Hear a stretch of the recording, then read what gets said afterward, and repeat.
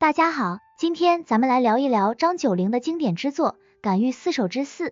这首诗通过描写江南丹菊的形象，表达了诗人对自身困境的深刻感慨以及对社会不公的批判。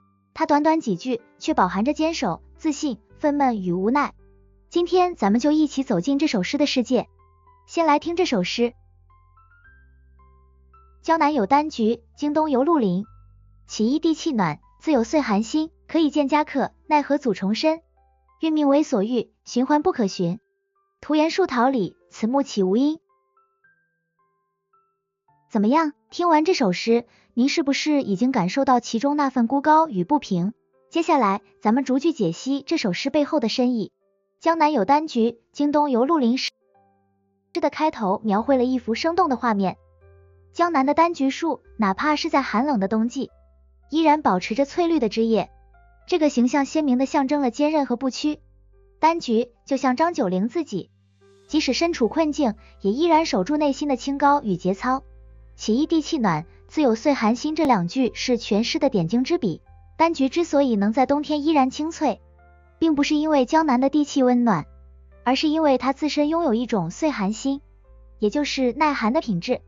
诗人在这里以丹菊自喻，表达了自己的高尚品格和内心的坚韧。无论外界环境如何恶劣，他都能够坚守初心，不改本色。可以见家客，奈何阻重申？丹菊本是珍贵的果实，可以用来款待尊贵的客人，可惜它却因为道路遥远，阻隔重重，而无法被送达。诗人在这里借物抒情，抒发了自己虽有才能和品德，却被小人排挤，无法为国效力的无奈与悲愤。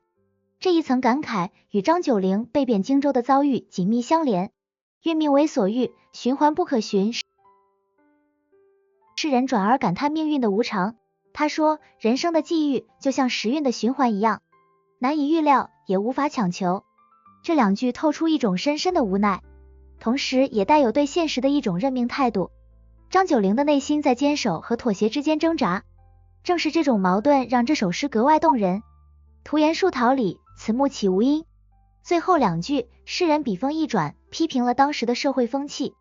人们总是赞美桃李，认为它们花美果甜，却忽视了像丹菊这样真正有价值的植物。丹菊不仅能耐寒，还能结出珍贵的果实。难道就因为它低调少见，就不值得珍视吗？这分明是在讽刺那些依附权贵的庸人被重用，而真正有才德之人却被埋没的社会现状。整首诗以丹菊起兴，将诗人自身的品格与丹菊的形象紧密结合，既描绘了丹菊坚韧清高的品质，也表达了诗人内心的孤独与愤懑。诗中的画面感与情感交织，营造出一种既孤高又悲愤的意境。张九龄写这首诗时，正遭到李林甫等小人的排挤，被贬为荆州刺史。他虽有治国理政的大才，却因不肯阿谀奉承而被弃用。这首诗正是他借丹菊托物言志，表达对自身遭遇的不满以及对社会不公的批判。即使在今天，这首诗仍然具有深刻的启示。它告诉我们，不要因环境恶劣而放弃自己的品格，也不要因被埋没而怀疑自己的价值。坚守内心的岁寒心，不被世俗侵蚀，才是真正的强者之道。好了，今天咱们就聊到这里。如果您喜欢张九龄的这首《感遇四首之四》，欢迎在评论区分享您的感悟。如果喜欢这期内容，别忘了点赞、分享和订阅。愿我们都能像丹菊一样，在风霜中坚守内心的清高与美好。咱们下期再见。